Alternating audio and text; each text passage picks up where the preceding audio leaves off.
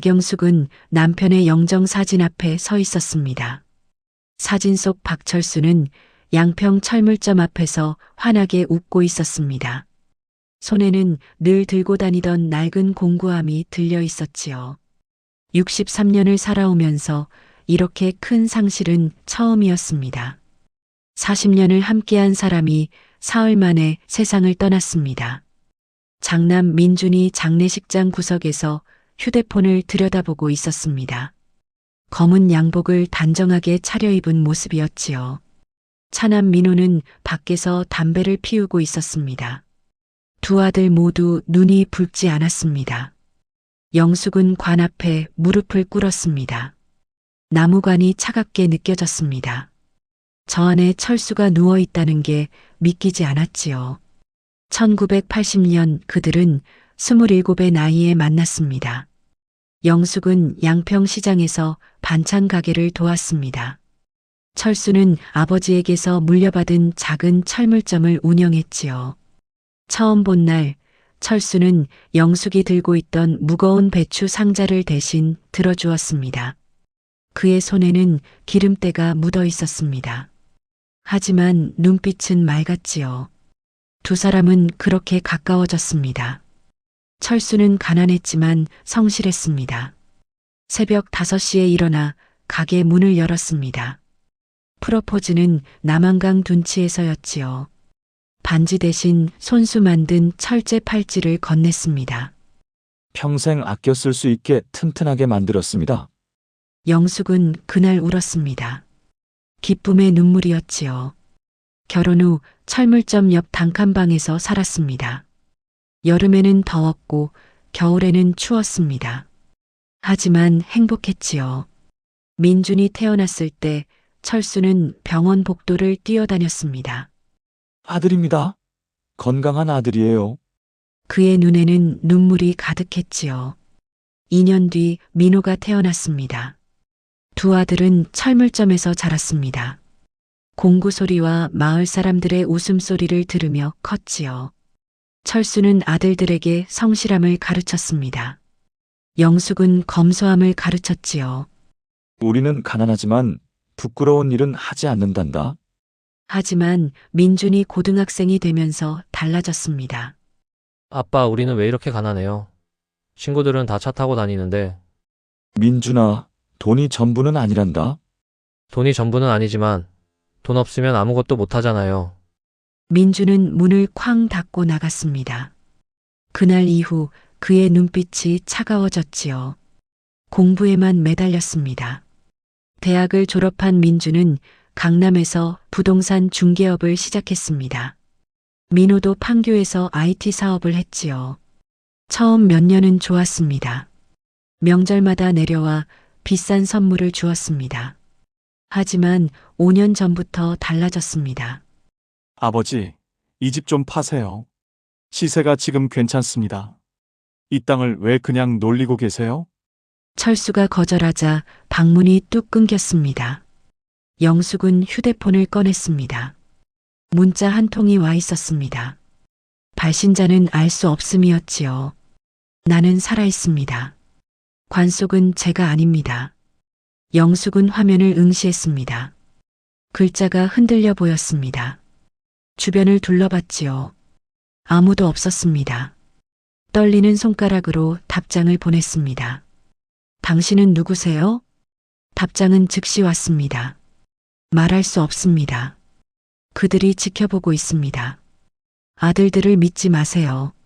심장이 빠르게 뛰었습니다. 영숙은 관을 바라봤습니다. 닫힌 뚜껑 너머가 궁금했지요. 정말 철수가 누워 있을까요? 민준이 장례식장 안으로 들어왔습니다. 어머니를 발견하고 다가왔습니다. 어머니, 괜찮으세요? 얼굴이 안 좋으신데. 영숙은 재빨리 휴대폰을 치마 주머니에 넣었습니다. 아니다. 그냥 내 아버지 생각이 나서. 민주는 어머니를 물끄러미 바라봤습니다. 무언가를 의심하는 듯한 눈빛이었습니다.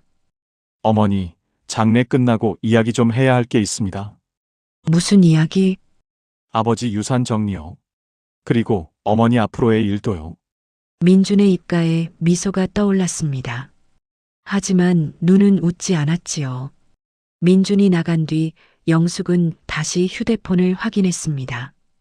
문자는 여전히 거기 있었습니다. 아들들을 믿지 말라는 경고였지요. 밤이 깊어갔습니다. 영숙은 접이식 침대에 누웠지만 잠들 수 없었습니다. 사흘 전 아침이었습니다. 철수는 평소처럼 철물점에 나갔습니다. 점심때 갑자기 쓰러졌지요. 의사는 급성 신부전이라고 했습니다. 영숙은 그 말을 믿었습니다. 하지만 지금 생각해보니 이상했습니다. 철수는 건강했습니다. 매일 아침 남한강을 걸었지요. 지난달 건강검진에서도 이상이 없었습니다. 그런데 갑자기 심장이 멈췄다고요? 영숙은 천장을 바라봤습니다. 문자 내용이 자꾸 떠올랐습니다. 아들들을 믿지 말라는 말이요. 민준과 민호는 장례식을 너무 서둘렀습니다. 간소하게 치르자고 했지요. 마을 사람들한테 알리지 말자고 했습니다. 새벽 2시 영숙은 일어나 화장실에 갔습니다. 복도를 지나는데 민준의 목소리가 들렸습니다. 흡연실에서 누군가와 통화하고 있었지요. 영숙은 복도 구석에 몸을 숨겼습니다. 민준의 목소리가 조급했습니다. 빨리 처리해야 돼. 어머니가 눈치채기 전에 끝내야 한다고. 그리고 돈 얘기를 했습니다. 영숙은 가슴이 철렁했습니다. 민준의 통화가 끝나고 발소리가 가까워졌습니다. 영숙은 재빨리 화장실로 들어갔지요. 영숙은 화장실 거울 속 자신을 봤습니다. 창백한 얼굴이 비쳤습니다. 수돗물을 틀어 얼굴을 씻었지요. 뭔가 잘못되고 있었습니다. 남편의 갑작스러운 죽음, 이상한 문자, 아들들의 수상한 행동, 모두 연결돼 있는 것 같았습니다. 영숙은 거울 속 자신을 똑바로 봤습니다. 주름이 깊게 패여 있었지요. 하지만 눈빛만은 흔들리지 않았습니다. 진실을 알아야 했습니다. 남편이 정말 어떻게 죽었는지, 그리고 아들들이 무엇을 숨기고 있는지요. 영숙은 휴대폰을 꽉 쥐었습니다. 떨림이 멈췄습니다. 두려움 대신 결기가 차올랐지요. 40년을 함께한 사람이었습니다. 그 사람의 죽음이 억울해서는 안 됐습니다.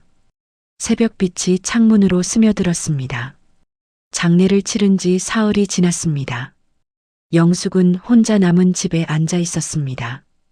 철수가 없는 집은 너무 넓었지요. 식탁 건너편 철수가 늘 앉던 자리만 비어 있었습니다. 오후 2시 민준에게서 전화가 왔습니다. 형님이랑 같이 들른다는 내용이었습니다. 영숙은 짧게 대답하고 전화를 끊었지요. 영숙은 남편의 서재로 갔습니다. 서랍을 천천히 열었습니다. 서류들이 가지런히 놓여 있었지요. 생명보험 증서가 눈에 띄었습니다. 영숙은 눈을 비볐습니다. 보험금이 1억 원이었습니다. 분명 작년까지만 해도 1천만 원이었는데 말입니다. 변경 날짜는 6개월 전이었지요. 하지만 영숙은 몰랐습니다. 남편이 보험을 변경한다는 말을 들은 적이 없었습니다. 40년을 함께 살며 큰일은 항상 상의했던 사람이었는데요. 영숙은 계속 서류를 뒤졌습니다. 작은 수첩을 발견했습니다. 철수의 글씨였지요. 1월 15일 민준이가 보험을 늘리래. 어머니를 위해서라는데 뭔가 찝찝하다. 영숙의 손이 떨렸습니다. 2월 22일 민호가 또 집 이야기를 꺼냈다. 왜 이렇게 급할까? 3월 5일 민준이가 좋은 상품이 있다 해서 은행에 같이 다녀왔다. 3월 15일 민준이가 건강보조식품을 사왔다. 캡슐 형태다. 매일 아침 저녁 먹으라고 했다. 그리고 은행에 다녀왔다. 3월 18일 약을 먹은 뒤 어지럽다. 속이 메스껍다. 이상하다. 3월 28일 민준이가 또 다른 좋은 상품이 있어서 은행에 가자 했다. 4월 10일 또 민준이가 은행에 같이 가자고 한다. 투자 기회라고. 영숙은 수첩을 가슴에 안고 눈물을 흘렸습니다. 건강보조식품? 그게 무엇이었을까요? 오후 3시 민준과 민호가 도착했습니다. 두 아들은 서류 가방을 들고 있었습니다. 식탁에 마주 앉았지요.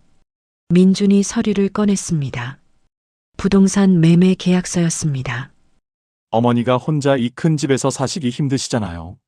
용인에 좋은 요양원이 있습니다. 나는 멀쩡한데 왜 요양원을 가야 하냐? 어머니, 현실을 보세요. 60세예요. 민준이 한숨을 쉬었습니다. 이 집 팔면 3억은 받습니다. 남은 돈은 우리가 관리해 드릴게요. 아버지 보험금도 곧 나옵니다. 1억 원이요. 민호가 덧붙였습니다. 영숙은 침묵했습니다.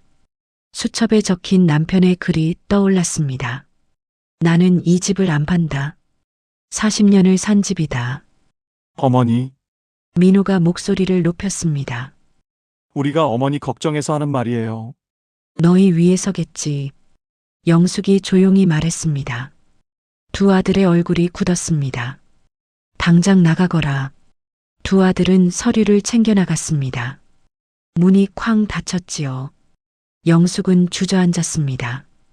그날 밤 영숙은 잠들 수 없었습니다. 수첩의 내용이 자꾸 떠올랐습니다. 민준이가 은행에 같이 가자고 한다. 통장 정리를 도와주겠다며 새벽 1시 휴대폰이 울렸습니다. 알 수 없는 번호였습니다. 남편분이 남기신 걸 찾으셨나요? 영숙은 깜짝 놀랐습니다. 당신은 누구세요? 사립탐정 이강민입니다. 남편분이 3월에 저를 고용하셨습니다. 탐정이요? 네. 남편분은 뭔가 남겨두셨을 겁니다. 내일 낮에 철물점에 가보세요. 빨간 공구함을 찾으세요. 영숙은 숨을 깊이 들이마셨습니다. 왜 지금까지 연락 안 하셨어요? 조심해야 했습니다. 남편분이 돌아가신 후 아드님들이 어머님을 지켜보고 있었습니다. 지금도 위험합니다. 무슨 위험이요? 모레 오후 3시에 만나서 설명드리겠습니다. 양평역 앞 들꽃 카페로 오세요. 혼자 오셔야 합니다. 그 전에 철물점에서 남편분이 남기신 걸 찾으세요. 절대 들키면 안 됩니다. 알겠습니다. 그리고 은행 거래 내역도 확인해 보세요. 최근 6개월, 문자가 끝났습니다. 영숙은 휴대폰을 켜서 은행 앱에 들어갔습니다. 비밀번호를 천천히 입력했지요. 거래 내역 화면이 떴습니다. 최근 6개월을 확인했습니다. 3월 5일 마이너스 50만 원 인출. 3월 15일 마이너스 5천만 원 인출. 3월 28일 마이너스 2천만 원 인출. 4월 10일 마이너스 1천만 원 인출. 총 8,050만 원. 영숙은 휴대폰을 떨어뜨릴 뻔했습니다. 평생 모은 돈의 대부분이었습니다. 손이 떨렸지요. 수첩에 적혀 있던 날들이었습니다. 민준이랑 은행 간다던 바로 그날들. 영숙은 한참을 그 자리에 앉아 있었습니다. 남편은 알고 있었습니다. 돈이 사라지고 있다는 걸요. 그래서 탐정을 고용했던 겁니다. 다음 날 아침 9시 영숙은 평소처럼 일어났습니다. 아무렇지 않은 척해야 했습니다. 오전 10시 민준에게서 전화가 왔습니다. 어머니, 오늘 점심에 갈게요. 어머니 건강 챙겨드리려고요. 괜찮다. 바쁘면 오지 마라. 아니에요. 꼭 가야 해요. 점심 같이 드시죠. 그래. 전화를 끊고 영숙은 서둘렀습니다. 점심 전에 철물점을 다녀와야 했습니다. 오전 10시 30분 영숙은 집을 나섰습니다. 철물점까지는 걸어서 10분이었습니다. 뒤를 여러 번 돌아봤지요. 아무도 따라오지 않는 것 같았습니다. 철물점 문을 열었습니다. 먼지 냄새가 났습니다.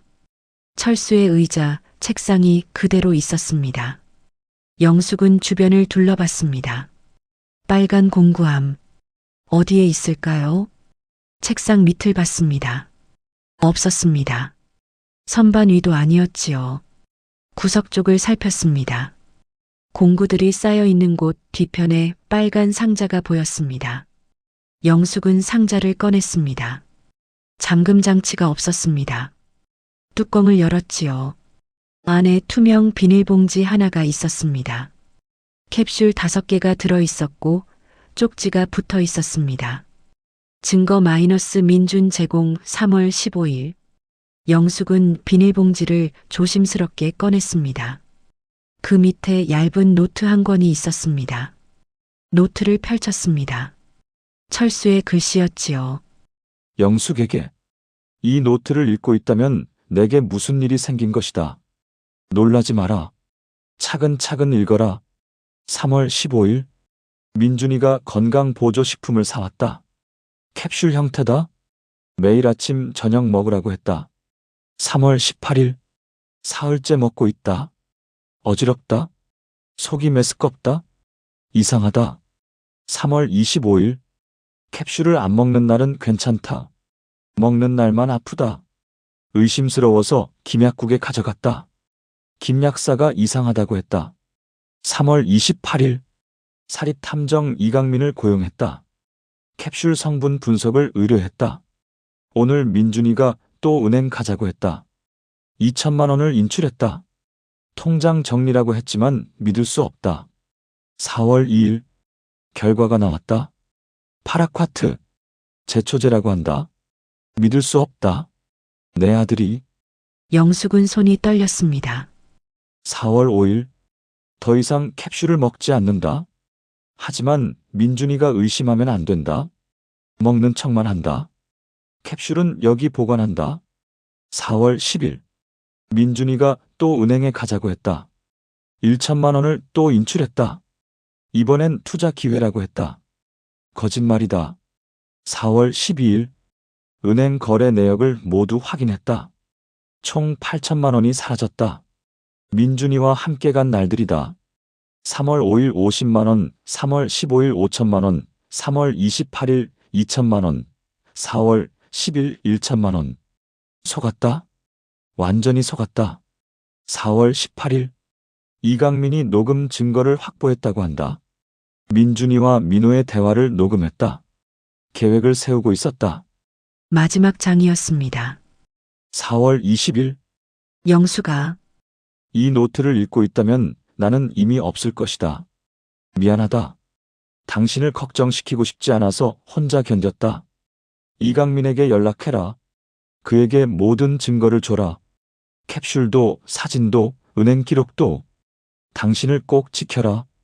그들이 당신도 노릴 것이다. 사랑한다. 40년 내내 사랑했다.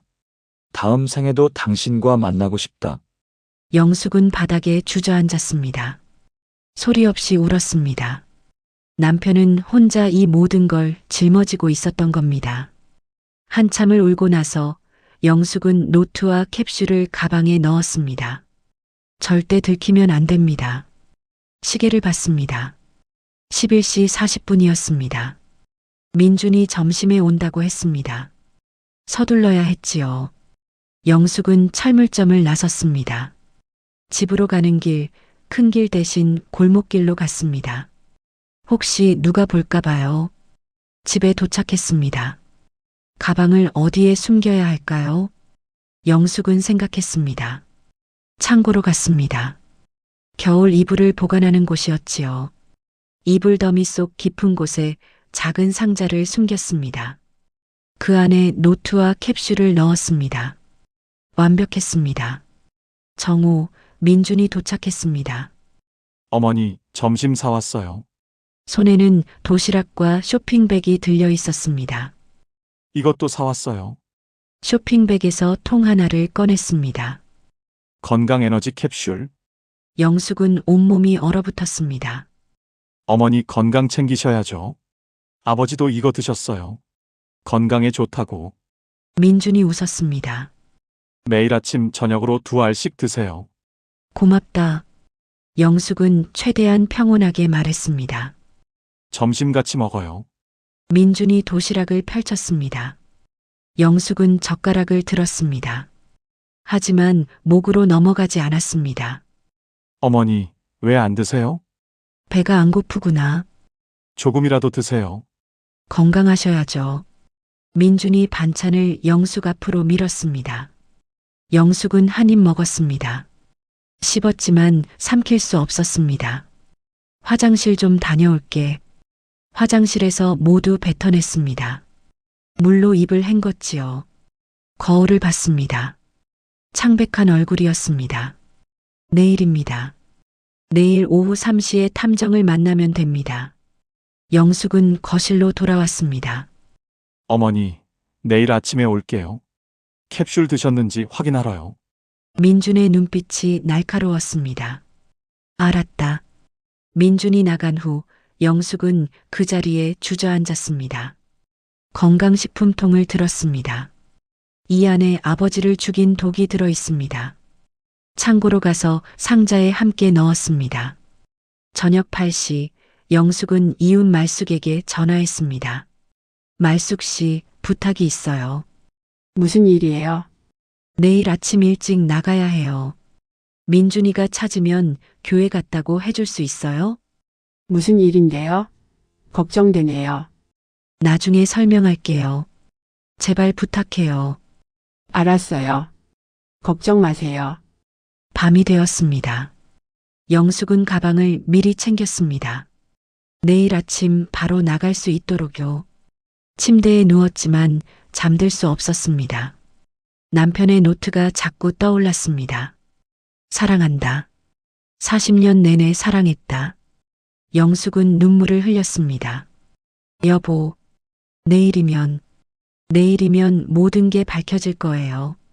다음 날 7시 30분 집을 나섰습니다. 노트와 건강식품을 들고요. 하지만 골목 입구에서 멈춰섰습니다. 민준의 차가 서 있었습니다. 영숙은 재빨리 뒤로 돌아갔습니다. 뒷문으로 나가야 했지요.